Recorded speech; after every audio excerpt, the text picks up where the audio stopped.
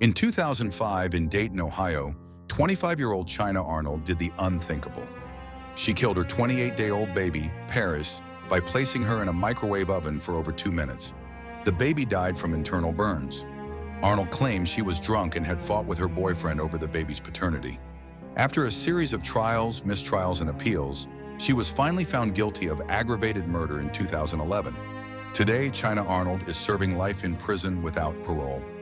No one knows the full truth, but justice, it seems, has been served.